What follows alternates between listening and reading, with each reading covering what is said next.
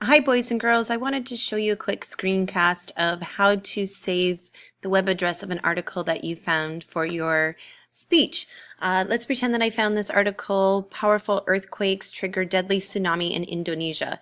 And I don't have time to read the full article, but I really want to save it so that next time when I'm doing my research or I am at home and I want to read it, I can. I'm going to email it to myself. Now, sometimes you can email it to yourself directly from the website. So, for example, sometimes there is an email button and I can click it and just enter my email and the site will email it to me. So I can go like this, put in my email and it will send it to me. Another way you can do it is you can click on the address and then you're going to copy it.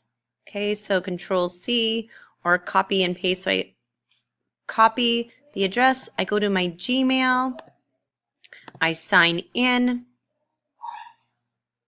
and then I go and I open a new email, and then I type in my own address, and I'm going to say, oh, article I want to read, or you don't even have to do that. I'm going to paste